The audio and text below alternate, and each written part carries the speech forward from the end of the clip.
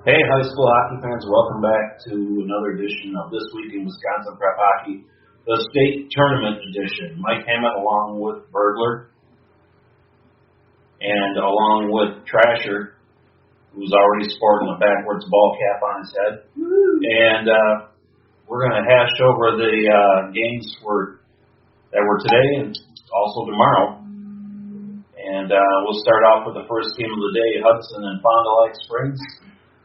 Game that saw the defending state champs on the ice having to defend their title. And Michael, I'll start with you. That they sure did.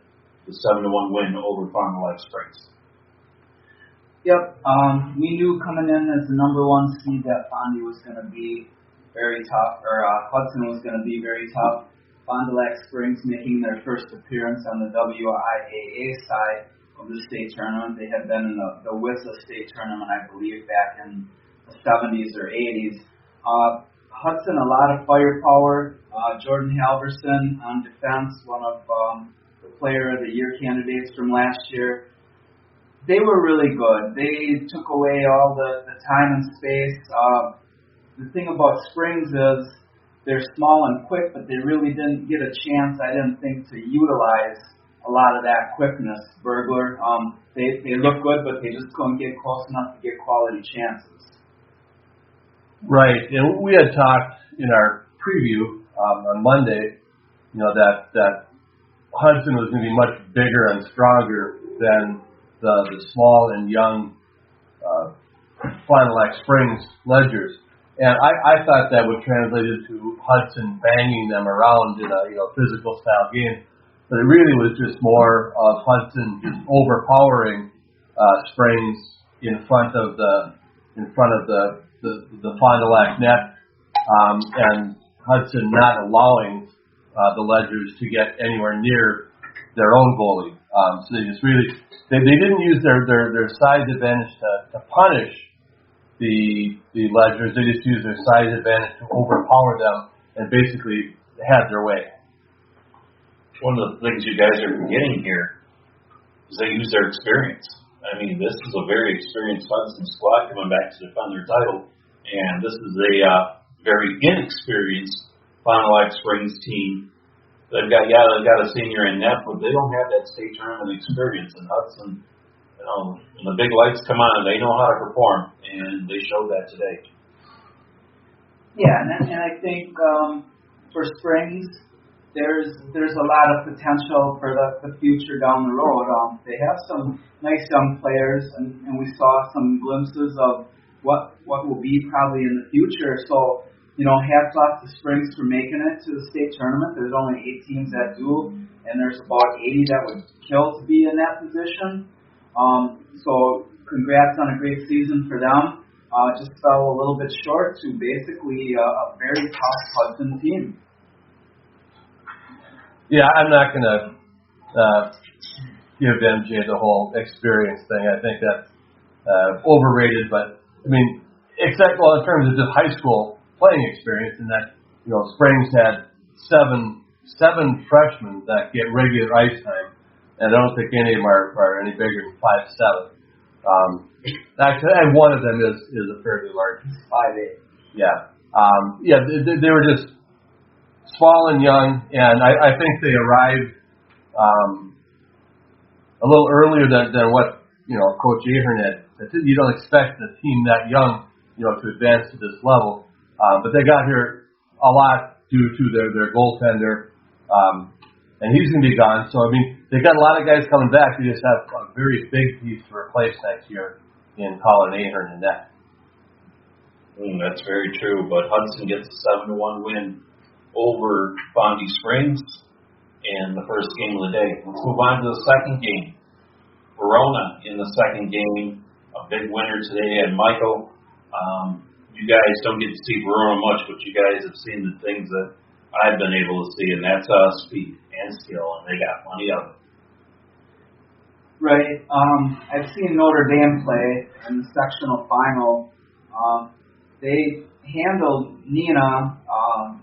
Second half of the game, they were down 4-1. They ended up winning 6-4, and they showed me a lot. But in this game, Verona, number 16 and number 17, Kurluck and Baker, man, they are two talented kids. They had that first goal, I think it was the first goal. Kurluck was coming down the right boards and zipped a pass along across to the back door and just one-timed it right in. And I think both of these kids ended up having 2 goals each on the day. A lot of speed, a lot of talent. They bang a little bit, not overly a lot. And Notre Dame just couldn't really get anything going. Well, I was going to congratulate you on your, remembering that, of the 4 goals, 2 were by Baker and 2 were by Kurlick, but then I looked and you have the game sheet open, so yeah, you're not remembering. You're just reading, but that's okay. I remember the story. And this is one. Well, this is one that we had predicted on Monday when looking at this at how the teams were seeded and comparing our top 10 coaches poll with the computer rankings. And the unbiased computer rankings had Verona Wildcats rated ahead of both Waukesha and Notre Dame, and this is one that we thought was ripe for a quote-unquote upset, with one of the 4 seeded teams being beaten by a team that wasn't seeded. And, yeah, I thought that Verona probably had a stronger squad than Notre Dame, and Notre Dame may have been rated a little bit too highly, and they basically proved it today. Gerald Marshall, talking to him after the game tonight, he seemed very confident in what he had with Verona going up against Notre Dame today. And he felt that they could get some things on Notre Dame. And having seen Notre Dame earlier in the season and on conference play, he felt very positive about some stuff. So they go out there and they get that win, and they are going to move on to a semifinal matchup with Hudson. We will talk about that a little bit later on as this podcast goes on. But right now, let's move on to game number 3. And game number 3, Michael. Eau Claire Memorial, they're here about every year, and about every year they usually win in the quarterfinal. And tonight, that was true once again with a win over West Salem. Yeah, and I don't think it was really any big surprise that Eau Claire Memorial won the game. I know Coach Eric Borey of West Salem talked a little bit about getting here, and it's tough to play against basically a perennial powerhouse like that. But hey, it's a state tournament. Those are the teams you're going to see down here. You just go down, you play your game, you hope for the best, and in the end, the best team wins. Well, and that's what happened today. Although West Salem, they gave it a heck of an effort. I think they cut it to it was 5-2 at one point, and they had a little momentum, and then Memorial scores another goal, and they end up winning this thing 6-2. But man, there's a lot of talent there, and I think you start at the back end with Trevor Hudasek at goal. Hootie, one of the top goalies in the state, he made some excellent saves today. Anytime they needed to have a big stop, it seemed like he made it. And that's where you build your team from, and they're building it from the bottom up, or from the back up to the front, and he's a big part of that. And I don't get a chance to see West Salem, at all during the regular season. The only time I saw them last year was at the state tournament. The only time I saw them this year was at the state tournament. But I have to say that Jack Gorniak kid, he's got some skills. I've heard of him. Yeah, he worked his butt off every shift on the ice, and he had lots of shifts on the ice. He eventually, he finally did break the seal on the Eau Claire Memorial net in the third period with a very pretty goal. He worked hard. They got some talent on that road, but they had some talent on the team. And what did we count? 13 seniors on that squad. So it's going to be tough to make it back here next year. I think this was their shot, and they came up just a little bit short. Yeah, that's a lot of seniors, and that's a lot of high school hockey experience. And They and state tournament experience. Yeah, they've been here before. Here last year too. Yeah. But I agree with you. I agree with you about Jack Gorniak. Holy moly, that kid has got some unbelievable skills. And whatever he decides to do, if he's going to go the junior route or go and play, I got a safe bet that he's going to play Division I college hockey. He will shine, no doubt about that. Yeah, I agree. I just wanted to say, because I know that you guys are going to be listening to this, but Eric and Sean, this guy is proud of you guys. You've done a lot for West Salem hockey. You've done Wisconsin Rapids proud. We know you're from a great tradition. And just wanted to say, you guys came down here and you performed well. You were, you didn't get down and dirty and cheap. You played respectful hockey the whole time. You just worked your butts off, and there's no disgrace in coming up a little short to this team, because there's a lot of teams that do. Eau Claire Memorial is a great team, but you guys represented Section 4 very well, Boris. Congrats to that. No doubt about it, Michael. It's got a good program going over there. 12 seniors, though, going to be hard to replace. Let's move on to game number 4. And that may have been the most exciting one of the day.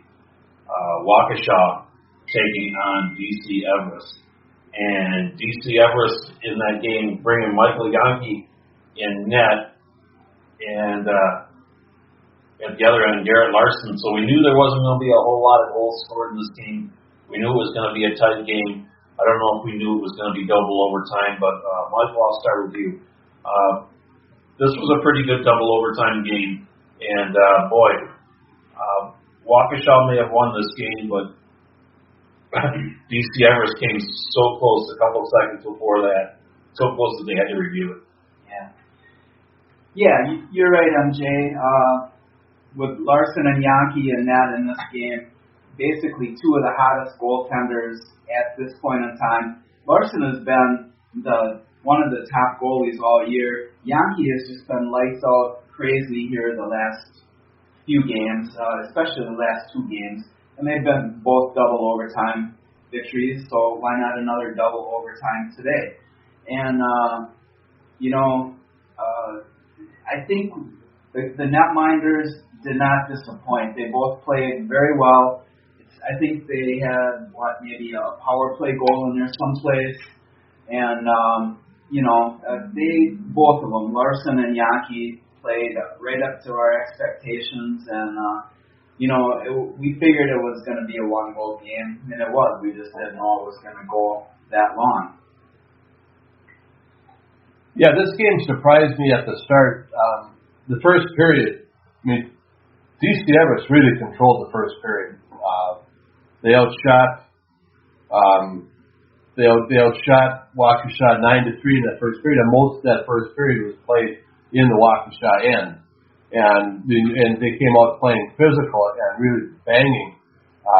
I'm not sure what exactly coaches Waukesha said between periods, but they got things changed around, and Waukesha came back in that second period and tied the game. And really, it was an even game from that point forward. Everest controlled the first period, but it was back and forth after that. Everest got their second goal on a actual 5-on-3 power play, and then MJ, you told us about Waukesha's power play, and when they had the chance, they had 3 chances and they scored on one of them. Very pretty goal. They do a nice job of moving the puck and setting up that guy in the slot with some quick passes, and that paid off for them in that tying goal, and then almost paid off for them later in the period. They just shot it over the net. Some good chances and really exciting hockey game. That red hair that Griffin Nickerson has, and he's kind of a little bit taller kid, almost reminds me of a very young Mason Appleton, all over the ice, and he's got that big boomer of a shot, and he cranked that shot off there from the slot, and Yankee had no chance on that one. So nice goal there, but in the end, it was Kevin Broda, the defenseman. Broda, I don't know if I mentioned to you guys, he likes to jump up in the play a lot, and he must have that Must have that from Aylesworth. The coach probably says, if you see it, take it. And the guys knew how to probably get back and cover for him, but they didn't need to in the second overtime. As he took it, he beat the one defender there in the corner and took it and stretched Yankee out and just flipped it by him. And Waukesha goes home, getting ready for the semifinals tomorrow. Yeah, and earlier, and I don't remember if it was the first or second overtime, but Larson had that save on that wraparound that he had no business making in the second overtime, okay? I mean, I looked on the replay, and the shooter was almost to the post, and it was like he had not even made it halfway across, but he kicked his pad and kicked it just right. I mean, 9 times out of 10, I think that puck goes in the net, because the goalie doesn't quite get there, and it ticks off the bottom, and it plinks into the net. Well, it was on the goal line, and some said, I know some of the Everest folks up in the stands by me swore that it was in the net and he kicked it out, but it looked to me like it was right on the line. It was a great save. That was a game-winning save. It was outstanding. He was a big part of that, and the Wings go home with a 3-2 double overtime victory. Okay, so in between the wrap-ups of the first games, and now we're going to do our previews for the 2 semifinal games tomorrow. But since it is a state tournament, I have to rant about something. It's tradition. And today I'm going to rant about the clowns in the scorer's booth. Well, we always rant about their, what constitutes a save with them and how the numbers change from what they announced to what they put on the sheet. But that's not even it today. It's the guy doing the announcing. You're an announcer, be professional. The penalty is tripping. It's not 19 Waukesha with a trip. The penalty is elbowing. It's not with an elbow. The referees can say, 14 with an elbow. The penalty is tripping. When you do the announcing, call it tripping, call it elbowing. It's unsportsmanlike conduct. It's not just unsportsmanlike. You're an announcer. You're being paid. That makes you a professional. Name the penalty, not some little shorthand thing. Name the penalty. Do the job right. It just bugs me. You guys know. You never know what's going to bug me, but some little thing bugs me. And that's one. 14 with an elbow. No, 14 for elbowing. That's the call. Do it right. All right. As the rink announcer at Janesville, I can understand exactly what you're saying. But we don't get paid for it. Oh, I get paid for it. I get paid for it. So I'm it's nice to know. It's nice to know that I live up to Berkeley's criteria. So if I say 14 with a goal all alone, that doesn't wash? No, I don't think 14 all alone with a goal would wash. Unassisted. I don't get paid for it, so I can be... So 8 come down to 4 now, guys. And wow, how do you follow that up? 8 go down to 4. Verona, Hudson, and state champion taking on the team with a lot of skill. And goaltenders played fairly well right now. Garrett Keggy, one of the things that Verona did is they blocked a lot of shots. They got in the way of a lot of shots for against Notre Dame, and that seemed to be the MO. And only about 6 opportunities to score today for Notre Dame, but it should be an interesting matchup because Hudson can come at you in so many ways. Right, and I know Bergler's going to touch on this a little bit later, so I'm not really going to say too much about it, but I think what it comes down to is Verona's got to figure out a way to get past the wily big defenseman of Hudson. That's a tough group to face. And look at who you have on the bench. Davis Truiski is an NHL former NHL player, played defense. With a ring. He's got a ring. He knows how to play the game. And it seems like those kids are like big like him, 6'2", 200 pounds. And Verona, their game is kind of predicated on speed, and they got to figure out a way to fly past those guys. So I think that's going to be part of the key to that game. And for Hudson, they got to make sure that they keep the forwards off the net. They got to keep them from getting a lot of quality chances. Well, yeah, you talked about the coaching staff briefly for Hudson. I was looking at it, and I think if you look at the state tournaments that Hudson has won, I think there's a forward and a defenseman, former forward and defenseman from every state championship that they won who's now on the coaching staff. I think they have like 12 guys on the coaching staff. If you win a state tournament, one forward, one defenseman, you're coaches now. And, so that's... It works for it. Yeah, they won the tournament last year, so pick two guys. Blackman and a forward. Browns. In 5 or 6 years, they'll be on the coaching staff. And we don't get rid of anybody, we just keep expanding the coaching staff. But yeah, for Verona, if they want to get to the net, Springs figured it out late. They early on, for most of the first two periods, they kept trying to, come down, trying to, weave the puck through the Hudson defenseman. That ain't going to work. It didn't work for them, and it won't work for Verona either. What they found out later on was you get halfway into the zone, shoot and crash the net, because once you've shot and got rid of the puck, they really can't, knock you down anymore. That's interference. So shoot and crash the net. I think if Verona's going to try to dangle and get past these defenders, it's not going to work. Once you get into the zone, you get a halfway decent opportunity. Shoot the puck, go for rebounds, do that kind of stuff. Because you're not going to carry the puck past these defenders. Bill, it kind of sounds like the way I was hashing over this tonight is how can Verona beat Hudson? And I was talking to Joe Marshall a little bit about it after tonight's game. And it seems like that's what they're going to have to do. They're going to have to get pucks behind the defenseman and have to go from there. I mean, it's not going to be easy, but it's probably going to be about the only way, because you're right. If they try to just deke and weave and move and all that through the defenseman, I think their Hudson's defensemen are too good for that kind of stuff. They don't bite on that as much, so we'll see what happens.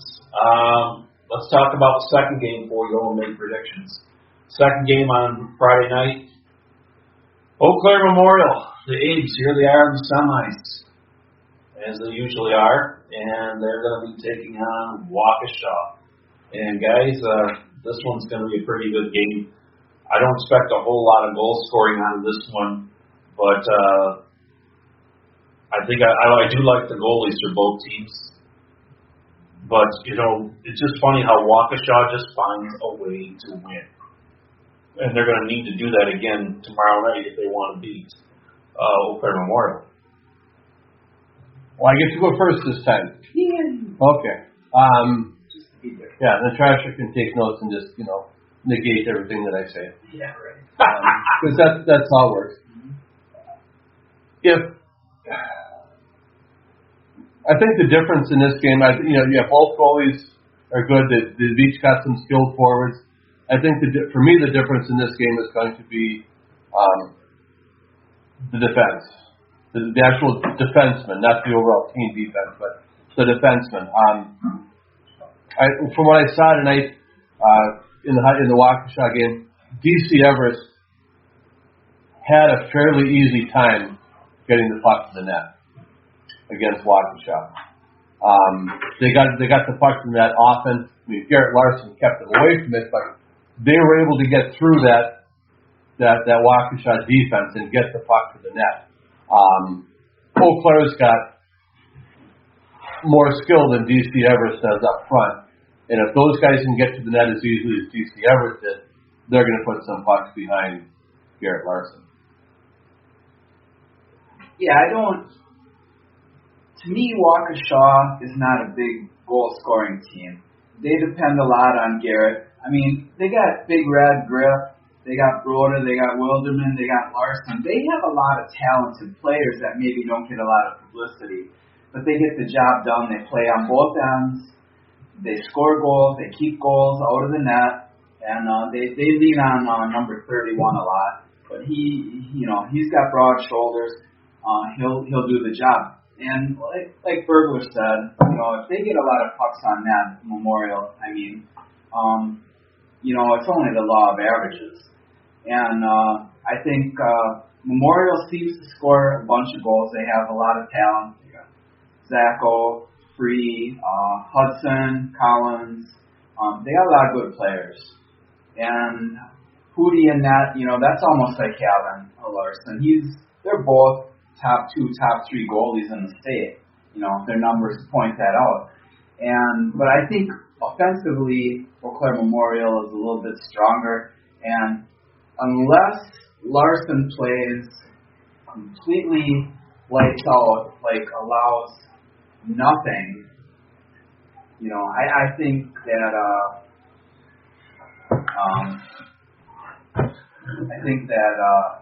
Eau Claire Memorial has got a little more horsepower in this game, and it's going to be tough for Waukesha. They're a great team, a great defensive team, but they're playing against a pretty solid offensive team, and sometimes that doesn't work out so well.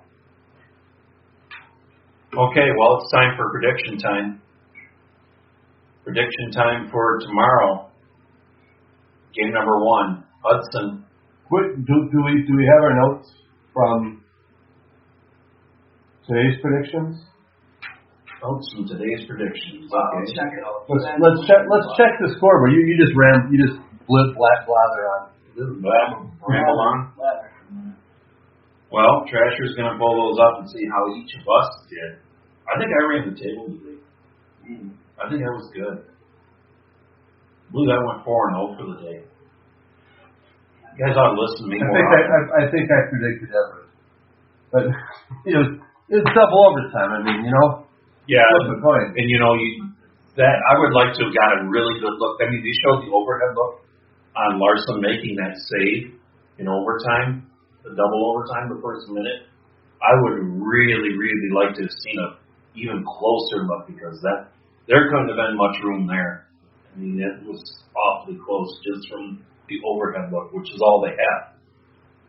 Bergler, I think I have that on my other laptop. Yeah, Michael. Okay. Well, I went 4-0. I'll just tell you. Yeah, you went 4-0. I went 3-1. Trasher was 0-4. That's why. That's why he can't find it now, because he was 0-4. I was 2-2. Trasher was 2-2.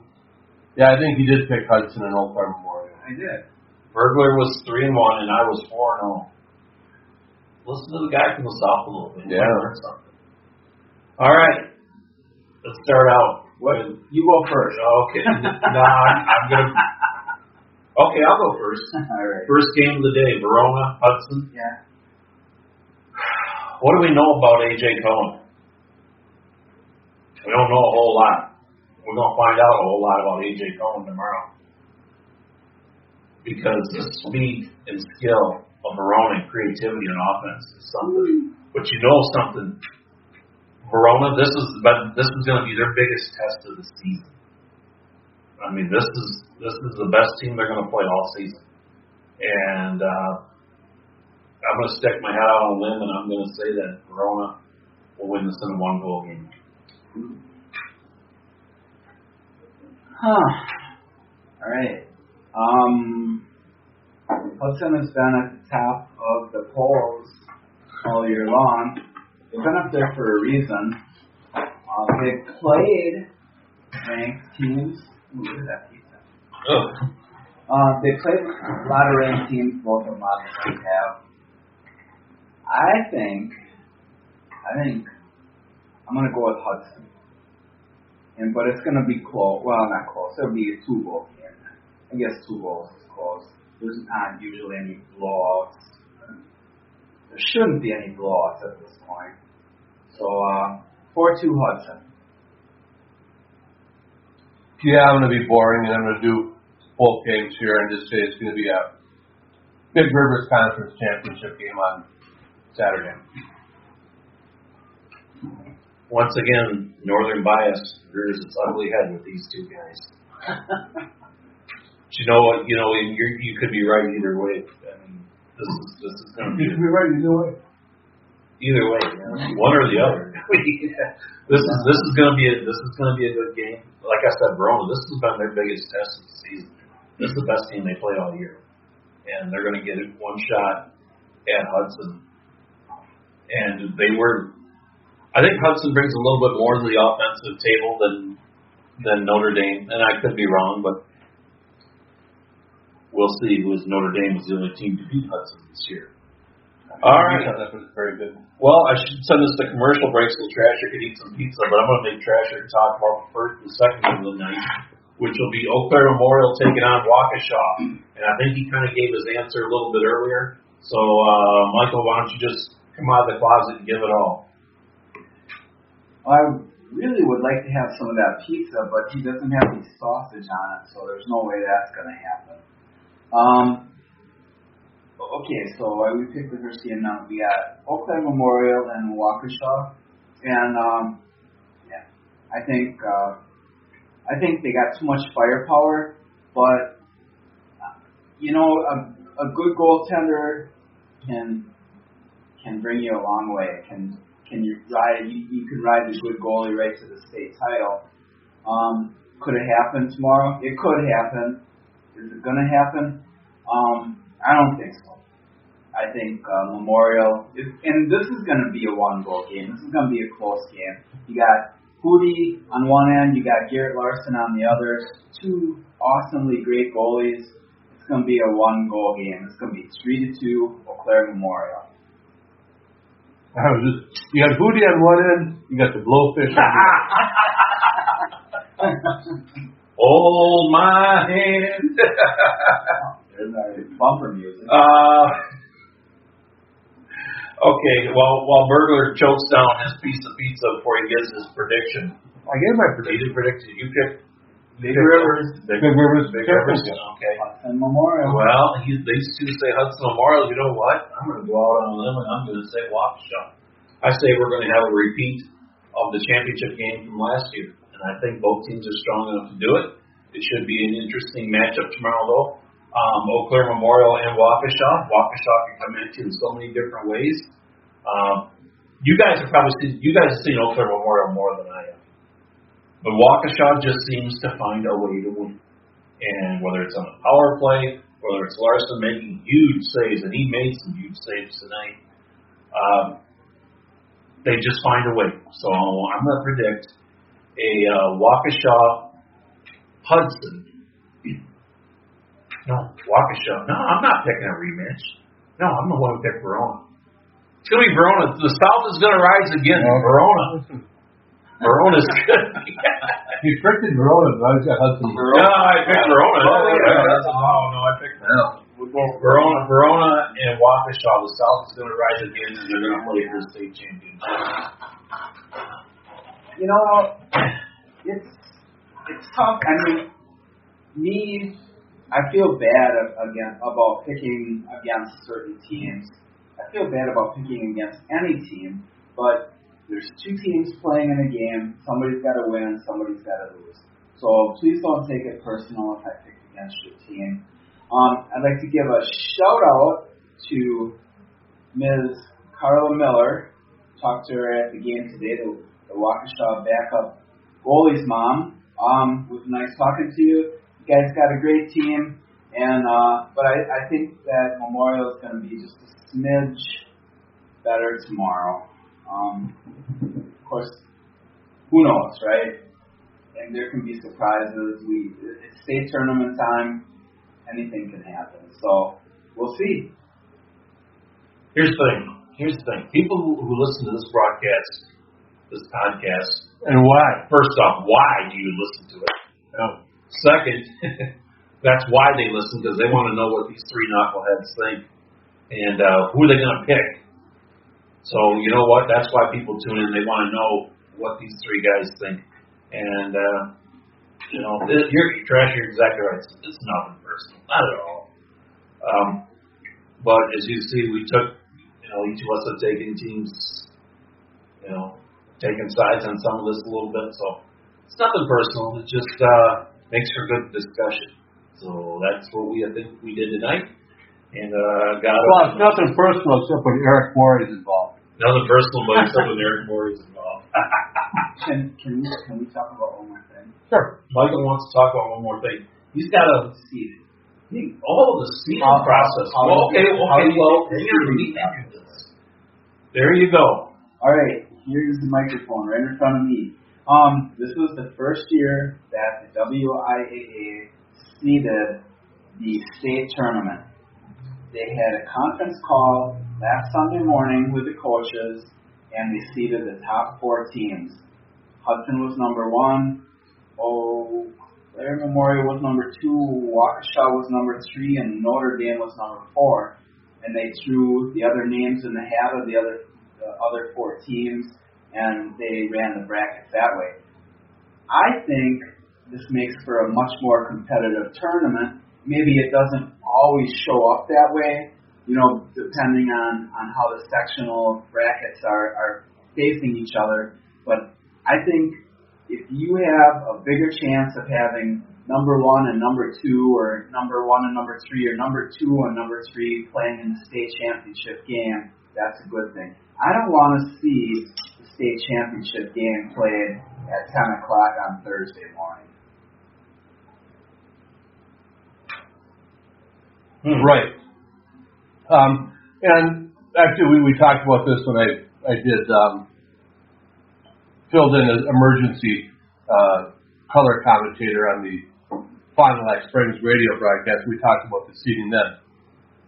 And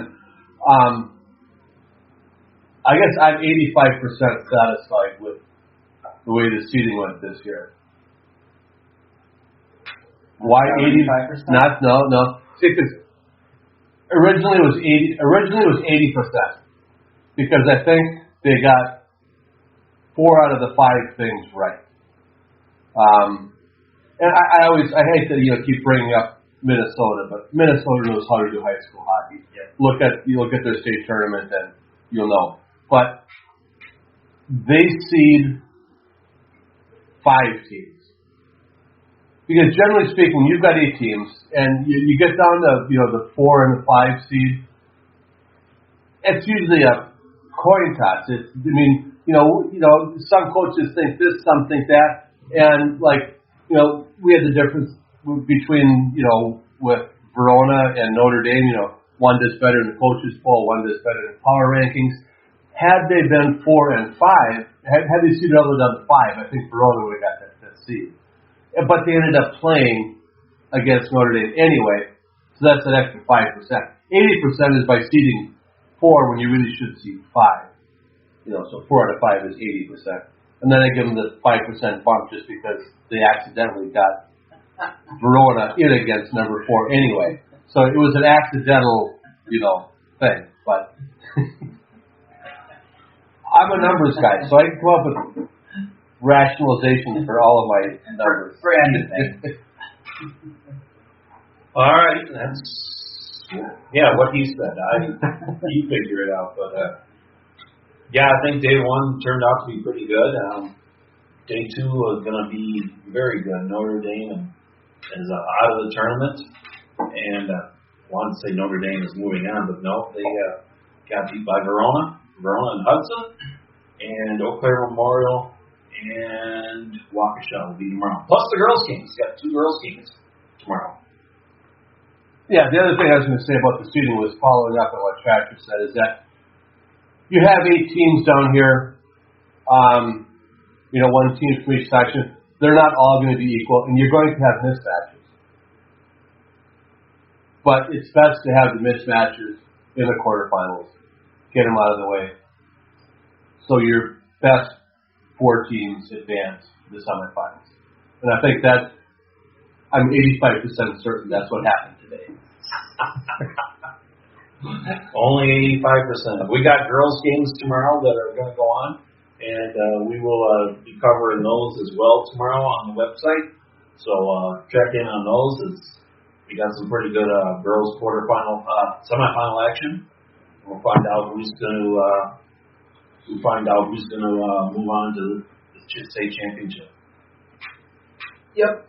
And tomorrow, Friday, we have DC Everest, commonly known as the Central Stars, in the first game at 10 o'clock. And in the second game at 12:15, the Cap City Cougars, a.k.a. the Sun Prairie Co-op, against the Fond du Lac Co-op, a.k.a. Warbirds Beaver Dam team.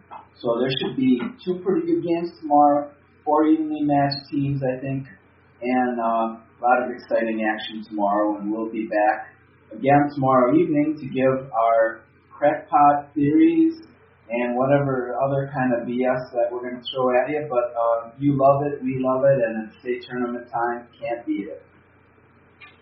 There you go. We'll catch up with you tomorrow night. Should be a lot of fun. Check out the games.